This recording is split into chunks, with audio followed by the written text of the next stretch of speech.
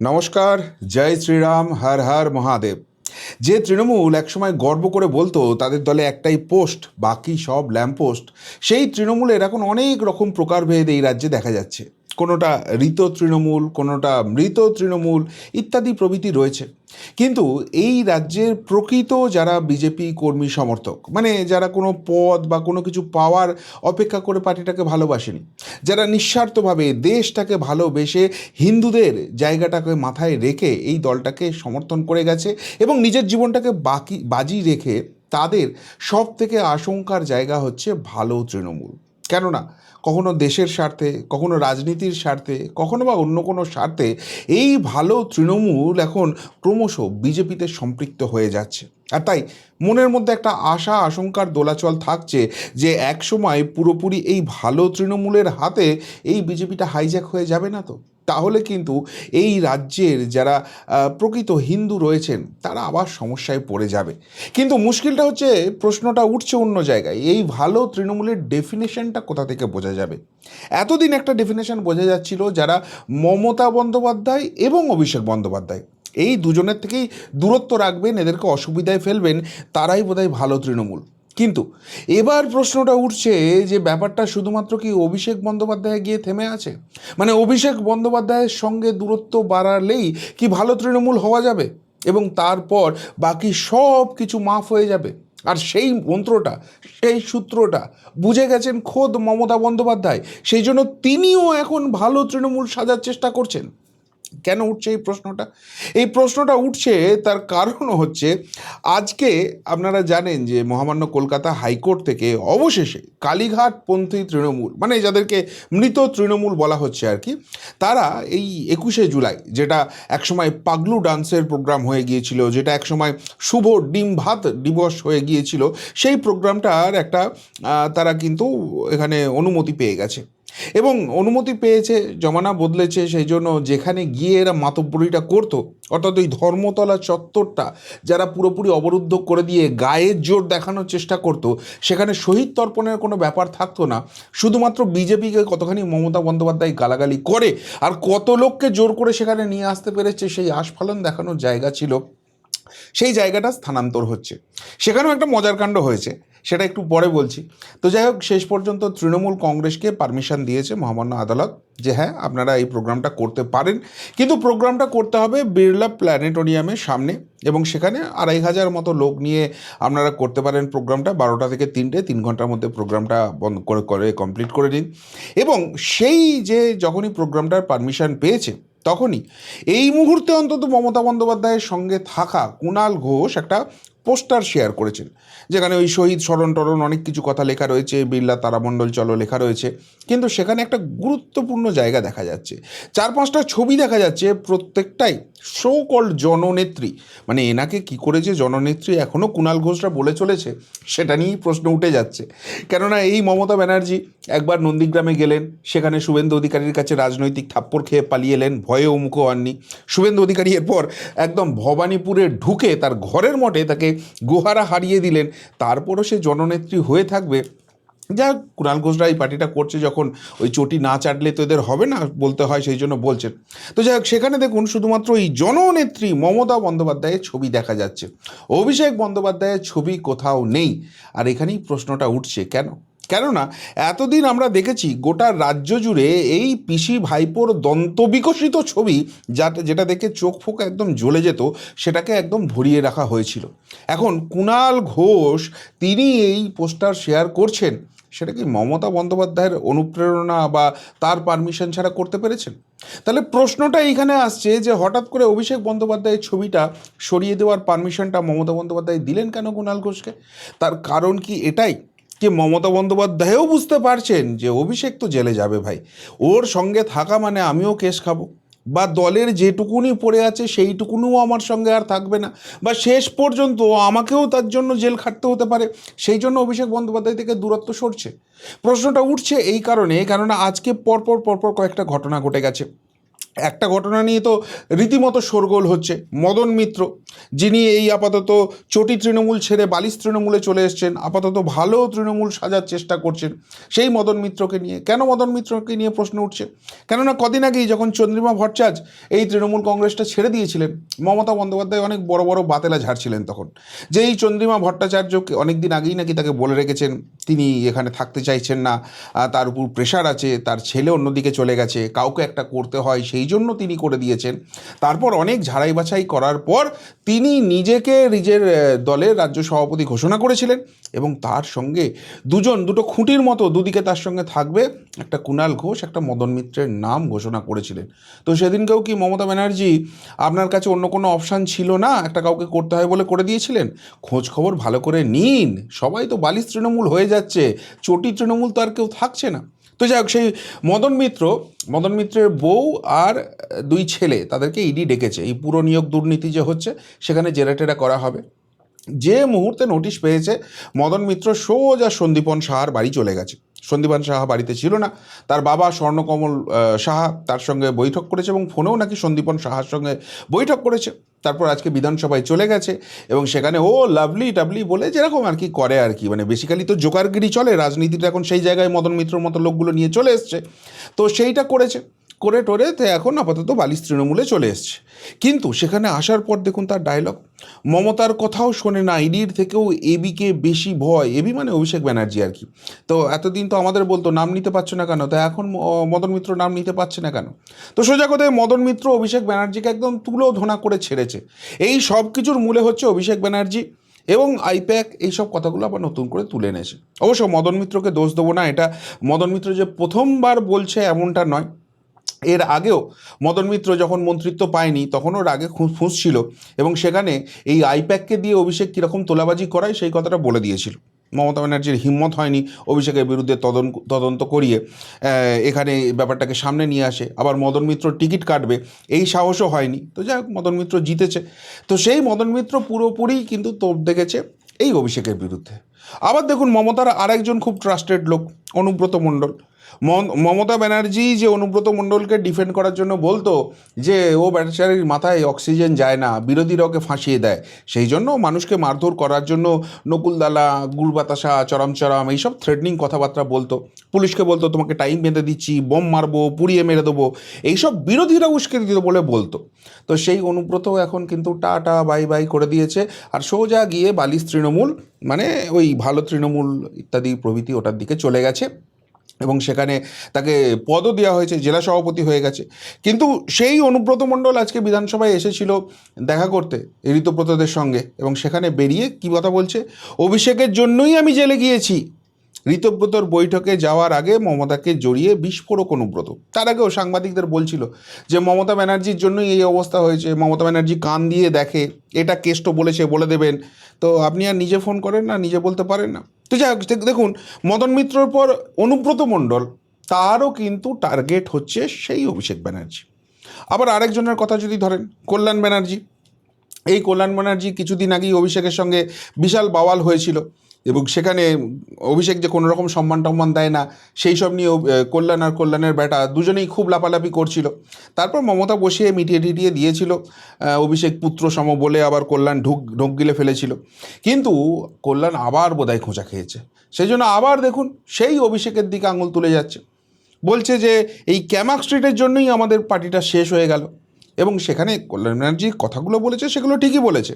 বলছে এই যে সুমিত রায়কে দিয়ে তোলাবাজিটা করাতো, সুমিত রায়ের দুটো ফোন পেলে যারা ভাবতো বিশাল বড় হনু নেতা হয়ে গেছি, আজকে এই সুমিত রায়েরা এত মাতব্বরি করার সুযোগ কোথা থেকে পেয়েছে, কেন পেয়েছে? অভিষেক ব্যানার্জির হাতটা মাথার উপর ছিল বলে।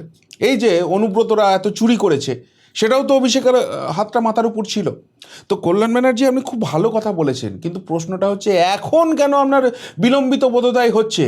এরা যে চোর, চিটিংবাজ, ফেরেববাজ, এই কথাগুলো তো আমরা চিৎকার করে বলেছি, আর তখন আপনার সরকার ছিল, পুলিশ দিয়ে ফাঁসিয়েছেন, আর সেই সব মামলাগুলো হয়েছে নির্লজ্জের মতো, তখন রাজ্য সরকারকে ডিফেন্ড করে আমাদের ভিলেন বানানোর চেষ্টা করেছিলেন। তখন এসব কথাগুলো মনে ছিল না কল্যাণ ব্যানার্জি? আজকে ন্যাকা ষষ্ঠী সাজছেন আপনাদের পোলগুলো খুলছে বলে। তো যাই হোক, আইপ্যাক ফাইপ্যাক নিয়ে কল্যাণ ব্যানার্জিও বলেছে। মানে দেখুন, দুজন একদম মমতার খুব ঘনিষ্ঠ নেতা, মদন মিত্র অনুব্রত, যারা দলটা ছেড়ে দিয়ে ঋতব্রত শিবিরে চলে গেছে এবং তাদের নিশানায় হচ্ছে অভিষেক। আর এদিকে কল্যাণ ব্যানার্জি এখনও ছেড়ে সেসব কিছু না করলেও সেও কিন্তু অভিষেককেই টার্গেট করছে। আর তাই এই সমস্ত কিছু দেখে কি ভয় পেয়ে গেছেন মমতা ব্যানার্জি, আর সেই জন্য অভিষেকের ছবিটা সরিয়ে দিয়েছেন। আপনাদের মাথায় রাখতে হবে, এই অভিষেক ব্যানার্জির সঙ্গে ওই কুণাল ঘোষেরও কিন্তু ঝামেলা লেগে গিয়েছিল, যখন সুমিত রায়কে খুঁজতে পুলিশ অভিষেকের বাড়িতে গিয়েছিল এবং সেখানে গিয়ে তার বাড়ি সার্চ করেছিল। তো তখন সেদিনকে সন্ধ্যেবেলায় অভিষেকের সঙ্গে কুণালের সেটা নিয়ে নাকি বিশাল বাওয়াল হয়েছিল। তো সেই সমস্ত কিছু জায়গা থেকে মমতাও বুঝতে পারছে যে অভিষেকের নামটা যত রাখবো তত আমার দলটা এরকম আস্তে আস্তে শেষ হয়ে যাবে। যে 2-4 জন পড়ে আছে, এমনিই তো কিছু নাই, পরের ভোটে তো একদম ধুয়ে মুছে সাফ হয়ে যাবে, কিন্তু তাও ওই মাতব্বরি করার জন্য যেটুকুনি মুখ দেখাতে বলতে হয় সেইটুকুনিও বলার জন্য লোক থাকবে না, সেই জন্য অভিষেকের ছবিটা সরিয়ে দিল। নাকি প্রশ্নটা অন্য জায়গায় আসছে যে অভিষেক ব্যানার্জির ছবি যদি সঙ্গে থাকে বা অভিষেকের সঙ্গে যদি মমতাও থাকে, মমতাও রেয়াত পাবে না, মমতাকেও জেলে যেতে হতে পারে। আর সেই জন্য এখন ভালো তৃণমূল সাজার চেষ্টায় অভিষেকের ছবিটা আপাতত সরিয়ে দেওয়ার কথা হচ্ছে, নাকি অভিষেককে বাঁচানোর চেষ্টা করছে মমতা ব্যানার্জি, যে দেখো ছবি টবি তো দিচ্ছি না, অনেক হ্যারাস করেছো, বাচ্চা ছেলে এমনিতেই তো প্যাঁ প্যাঁ করে কাঁদতে শুরু করে দিয়েছে, রোজ হাইকোর্টে গিয়ে কানমোলা খাচ্ছে আর বলছে আমাকে বাঁচাও, কেন এরকম করছো, এমনিই তো ক্ষমতার শীর্ষে থেকে রাজনীতিতে এসছে, রাজনীতির রও বোঝে না। তো সেই জন্য অভিষেককে বাঁচানোর জন্য ছবিটা সরিয়ে দিয়েছে। প্রশ্ন কিন্তু অনেকগুলো উঠে যাচ্ছে, কিন্তু ওইটা মেন বিষয় নয়। মেন বিষয়টা অন্য জায়গায়, যেখানে প্রশ্নটা উঠছে যে যখনই দেখা যাচ্ছে কেউ সমস্যায় পড়ে যাচ্ছে, সেই ঋতব্রত শিবিরে চলে আসছে এবং সে ভালো তৃণমূল হয়ে যাচ্ছে। আর এটা কিন্তু ভয়ঙ্কর একটা টেন্ডেন্সি। যেমন ধরুন প্রথমে অরূপ বিশ্বাসের কথা। এই অরূপ বিশ্বাসের ভাই স্বরূপ বিশ্বাস, 2 বিশ্বাস ব্রাদার মিলে কিভাবে টালিগঞ্জে লুটপাট করেছে, কীরকম বদমাইশি করেছে, এরা কত বড় চোর চিটিংবাজ ফেরেববাজ, গোটা দুনিয়া জানে, গোটা টালিগঞ্জ জানে। সেই জন্যই গোহারা হেরেছে। এর ভাইটাকে গ্রেপ্তার করে জেলে পুরে দিয়েছে এবং তারপর একের পর এক অভিনেত্রী মুখ খুলে যেসব ভয়ঙ্কর কথাবার্তা বলেছে। আর তারপর মেশি কাণ্ডে অরূপ বিশ্বাস জেলে যায়, পুলিশ যাচ্ছে, অরূপ বিশ্বাস পালিয়ে বেড়াচ্ছে, মোবাইলের নাম্বার অবধি লুকিয়ে দিচ্ছে, সিম খুলে দিচ্ছে, ট্রেস করা যাচ্ছে না। সেই অরূপ বিশ্বাস ঋতব্রত শিবিরে চলে এসছে, আর কিন্তু পুলিশের সেই তৎপরতা নেই। অরূপ বিশ্বাসকে নিয়ে যেতে হবে, জেলে যেতে হবে, এসব কিছু হচ্ছে না। অনুব্রত মণ্ডল যার ডাকে একসময় বাঘে ডাইনোসরে এক ঘাটে জল খেত, সেই অনুব্রত তো তিহারে গিয়ে ভালো করে পালিশ টালিশ হয়ে এসছে।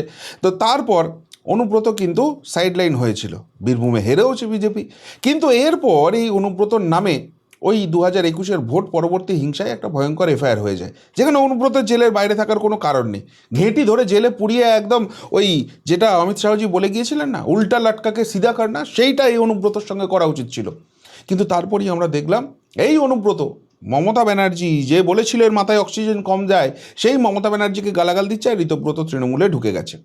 মদন মিত্র বললামই একটু আগে, 2 ছেলে আর বউকে ডেকেছে ইডি, তারপরই তার বোধোদয় হয়েছে আর মমতার সঙ্গে থাকা যায় না, অভিষেক খুব বদমাইশ, সেই জন্য এদিকে চলে এসছে। তাহলে প্রশ্নটা হচ্ছে যে এইখানে যদি বাঁচতে হয়, যা পাপ করেছে এরা সেই পাপের তো কোনো শেষ নেই, কিন্তু সেখান থেকে যদি বাঁচতে হয়, জেলে না যেতে হয়, বহাল তবিয়তে টিকে থাকতে হয়, তাহলে তার একটাই সোজা সাপটা ফর্মুলা আছে। কেন ওই শ্রমিক ভট্টাচার্যরা তো বলে দিয়েছেন যে ভালো তৃণমূল হোক খারাপ তৃণমূল হোক, আপাতত তৃণমূলে কোনো ঠাঁই, বিজেপিতে কোনো ঠাঁই নেই। সুতরাং ওদিকে যখন যাওয়া যাবে না, আপাতত ঋতব্রতর সঙ্গে থেকে ভালো তৃণমূলে থাকা, মমতা অভিষেকের বিরোধিতা করা, তাহলেই এই সমস্ত 7 খুন মাফ হয়ে যাবে, যা কিছু অন্যায় করেছে সব কিছু চলে যাবে। নাকি যতই ভালো তৃণমূল হোক, আলটিমেটলি এদেরকে পাপের সাজা ভোগ করতে হবে। এখন অবধি যদিও সেটা দেখা যায়নি, কিন্তু সেটা দেখা না গেলে তার জন্য আবার বিজেপিকে ভুগতে হবে না তো? এই প্রশ্নটা উঠতে শুরু করেছে। কেন উঠতে শুরু করেছে? তার কারণ হচ্ছে যে এই ভালো তৃণমূল বা ভালো এনসিপিআই বা ভালো কী সব এখন হয়েছে এদের, সেই সব কোনটা যে কি সব গুলিয়ে যায়, সেটা বহু মুশকিলের জায়গা।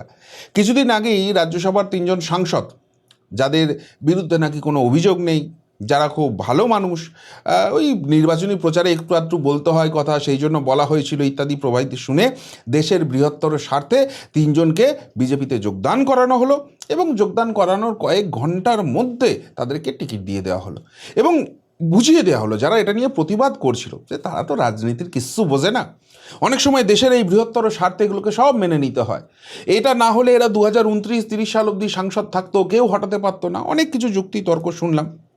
কিন্তু সেদিনকে একটা প্রশ্ন জিজ্ঞেস করেছিলাম যে সবই তো ঠিক আছে, কিন্তু এই ভালো তৃণমূলরা ক্রমশ ভালো বিজেপি হয়ে যাবে এবং নেতা নেত্রী হয়ে গিয়ে আপনাদের মাথায় উঠে ছড়ি ঘোরাবে এবং বলবে যে এই সাহস তো কম নয়, আমাদের গালাগাল দিস, এখন আমরা ভালো বিজেপি, আমরা তোদের মাই হুজুর হয়ে গেছি, মাই বাপ বলে কথা বলবি, সেদিনকে মেনে নিতে পারবেন তো?